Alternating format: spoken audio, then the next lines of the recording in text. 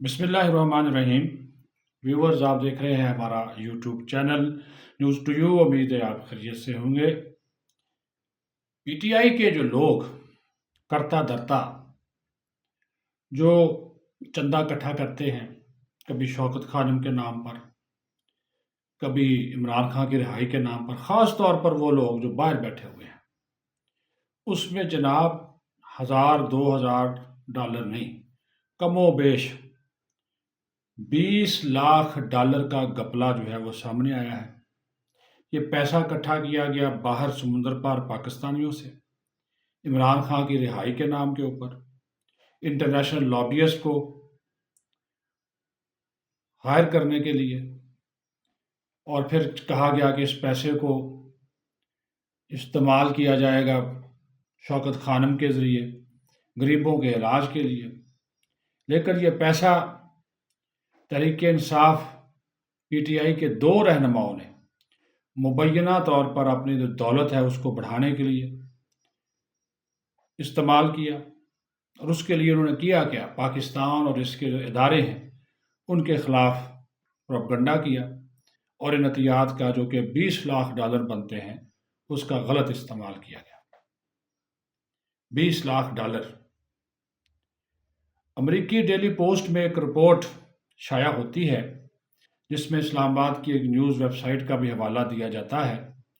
کہ P T I امریکہ کے جو سربراہ اور عمران خان کے جو مشیر ہیں ساجد برکی،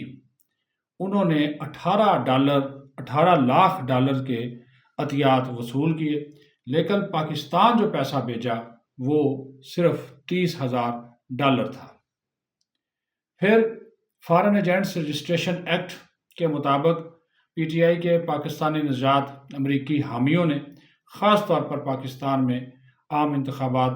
2024 پر اثر انداز ہونے اور پاکستان کی جو مسلح افواج ہیں اس کے خلاف مہم چلانے کے لیے 16 جنوری سے لے کر 1 مارچ 2024 تک 45 دنوں کے لیے لابنگ فرموں کی خدمات حاصل کی، اور جو یہ سجاد برکی تھا اس نے عمران خان کے وزیر اعظم بننے کے فوراً بعد 7 دسمبر 2018 کو پی ٹی آئی کمپنی کی بنیاد رکھی تھی۔ جو دستاویزات ہیں اس رپورٹ میں جو حوالہ دیا گیا،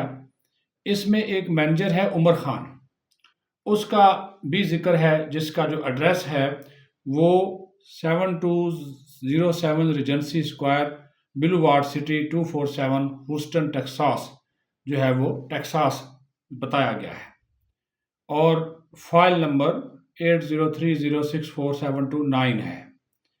امریکہ اور پاکستان میں پی ٹی آئی کے دو اندرونی ذرائع کا حوالہ دیتے ہوئے اس رپورٹ میں یہ بھی دعویٰ کیا گیا ہے کہ گزشتہ 2 سالوں کے دوران اس سجاد برکی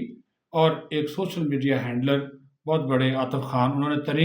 3 معروف امریکی تاجروں سے عطیات وصول کیے، لیکن ان میں سے کسی بھی عطیات کا یا عطیے کا اعلان نہیں کیا گیا، نہ ہی اسے پاکستان بھیجا گیا۔ رپورٹ میں پی ٹی آئی کے اندر جو موجود ہیں لوگ، ان کے حوالے سے دعویٰ کیا گیا ہے کہ دونوں رہنماؤں نے عمران خان کے نام پر 3 امیر پاکستانی امریکیوں سے رقم وصول کی، لیکن انہوں نے کوئی آڈٹ نہیں کرایا، اور کسی کو معلوم نہیں کہ تینوں تاجروں اور 1 درجن سے زیادہ پروفیشنل ڈاکٹروں سے ملنے والے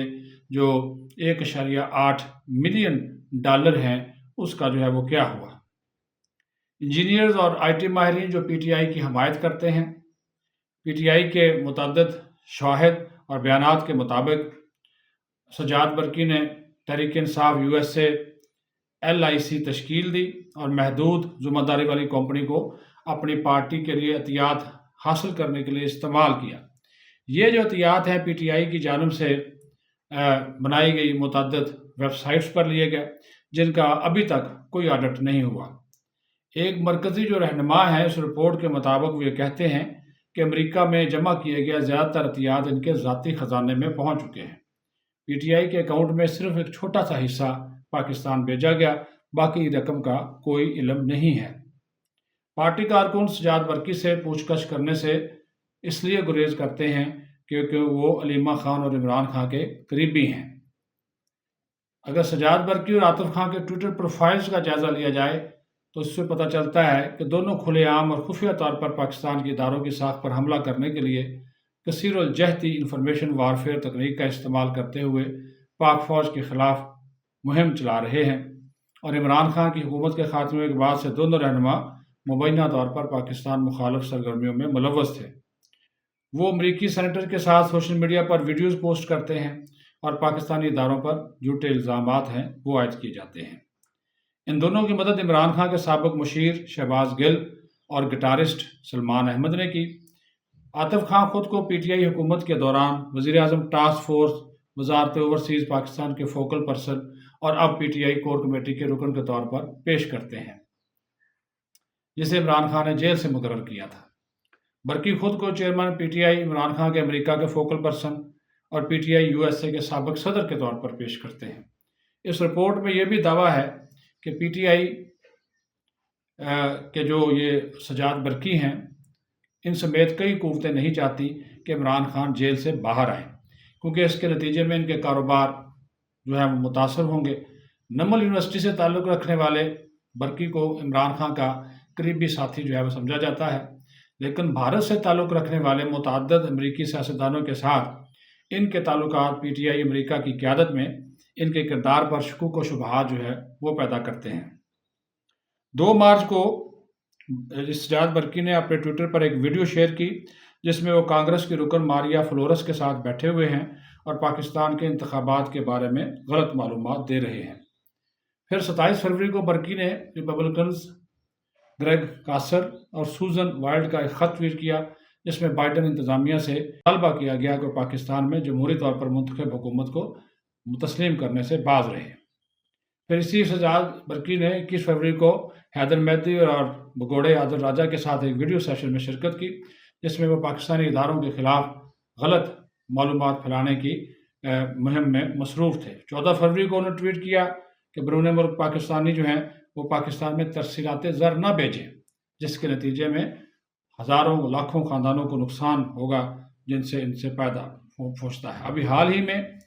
پی ٹی آئی سے وابستہ بہت سے دیگر سوشل میڈیا جو ہینڈلرز ہیں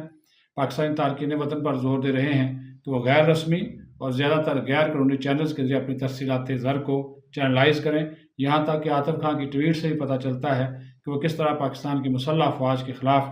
ایک منظم مہم چلا رہے ہیں اور اپنے رجحانات کو چھپانے کی کوشش نہیں کر رہے۔ 4 مارچ کو اسی عاطف خان نے جان بوجھ کر بنائی گئی ایک ویڈیو ٹویٹ کی جس کا مقصد پاکستان کے عوام کو اپنے ہی اداروں کے خلاف تشدد پر اکسانا تھا۔ پی ٹی آئی کے خود سینئر رہنماؤں کا کہنا ہے کہ سجاد برقی ہر لابنگ فرم کی خدمات حاصل کرنے کے پیچھے رہا ہے جس کا بنیادی مقصد پاک فوج کو نشانہ بنانا اور پاکستان کے خلاف اتحادی قوتوں سے فنڈ اکٹھا کرنا ہے، جن میں بھارتی خفیہ ایجنسی را کے ساتھ مل کر کام کرنے والے بھارتی ڈونرز بھی شامل ہیں۔ یہ بھی دعویٰ کیا گیا کہ پاکستانی نژاد امریکی پی ٹی آئی حامی فیاض قریشی نے حال ہی میں اسٹیفن پین کی سربراہی میں لابنگ فرم LGS LLC کی خدمات حاصل کی۔ کمپنی کو پاکستانی اداروں کو نشانہ بنانے سے متعلق اپنی خدمات کے عوض $50,000 ادا کیے گئے۔ معاہدے کا اعلان امریکی حکومت کے محکمہ انصاف کی آفیشیل ویب سائٹ پر کیا گیا۔ اپریل 2022 کے بعد پی ٹی آئی اور اس کے حامیوں نے امریکہ میں تیسرا کنسلٹنٹ ہے جب عمران خان عدم اعتماد کا ووٹ ہار گئے تھے اور انہیں اقتدار سے بے دخل کر دیا گیا تھا۔ مارچ 2023 میں پی ٹی آئی نے پریا کنسلٹنٹس LLC کی خدمات حاصل کی۔ واشنگٹن جو ہے وہ پارٹی کے مقصد کی حمایت کرے گا، یہ اس کا ٹارگٹ تھا۔ فرم کو $8,333 ماہانہ کے مقابلے میں 6 ماہ کی مدت کے لیے رکھا گیا۔ پھر ایک اور فرم کی جو خدمات ہیں وہ حاصل کی گئی۔ پی ٹی آئی USA کے پبلک اینڈ میڈیا ریلیشنز کے انتظام کے لیے کمپنی کو $25,000 ماہانہ کے حساب سے 6 ماہ کے لیے رکھا گیا۔ ان مشکوک عناصر کے امریکی انٹیلیجنس کمیونٹی کے ساتھ اس طرح کے روابط نے اسلام آباد میں پی ٹی آئی کی لابنگ کی کوششوں کی نوعیت، خاص طور پر بیرون ملک ہونے والی لابنگ کی کوششوں کی نوعیت کے بارے میں شکوک و شبہات کو جنم دیا ہے۔ حال ہی میں حیدر مہدی اور عادل راجہ کے غیر ملکی انٹیلیجنس اداروں کے ساتھ روابط سامنے آنے کے بعد ان سے یہ علیحدگی اختیار کر رہے ہیں اور پی ٹی آئی شمالی امریکیوں کی پاکستانی تارکین وطن برادری میں نمایاں رسائی رکھتی ہے۔ وہ لابنگ کی کوششوں کے لیے فنڈز بھی فراہم کرتے ہیں، لیکن کمیونٹی کو یہ معلوم ہی نہیں کہ ان کا پیسہ ذاتی پروجیکشن کے لیے استعمال کیا جاتا ہے، اور پی ٹی آئی کے ذرائع کا یہ بھی کہنا ہے کہ طریقہ کار پاکستان اور پی ٹی آئی دونوں کے لیے نقصان دہ ہے۔ اس بیرونی لابنگ کے اثرات بہت سے ممالک بنگلہ دیش اور مصر کے مقابلے میں اگر دیکھا جائے تو غیر معمولی طور پر سخت بیانات کے ذریعے پاکستان کے انتخابی عمل کی سخت جانچ پڑتال میں واضح ہیں۔ بہت سے ذرائع ابلاغ میں رپورٹ میں کہا جا رہا ہے کہ سیاسی نظام کی قانونی حیثیت پر جو سوالیہ نشان ہے وہ لگا ہے۔ اب یہ واضح ہو چکا ہے کہ پی ٹی آئی سے وابستہ دھوکے باز جنہوں نے بین الاقوامی سطح پر پاکستان کے مفادات کے خلاف کام کیا، بنیادی طور پر چوری شدہ دیات کی مد میں مالی معاوضے سے متاثر تھے، نہ کہ وہ کسی نظریات کے حامل تھے۔ تو یہ آپ کو بتانے کا مقصد بنیادی طور پر یہی تھا کہ آپ دیکھ لیں کہ بیرون ملک پاکستانیوں سے پیسہ اکٹھا کیا جاتا ہے، اسے پاکستانی جو یہاں پہ رہتے ہیں اسلام آباد پاکستان میں، ان کی فلاح و بہبود یا پارٹی تحریک انصاف کے لیے یا شوکت خان کے لیے استعمال کرنے کے بجائے یہ پاکستان کے خلاف، پاکستانی اداروں کے خلاف استعمال کر رہے ہیں۔ یہ حقیقت جو ہے آپ کے نالج میں لانا بہت ضروری تھا۔ اپنا خیال رکھیں۔ پاکستان سے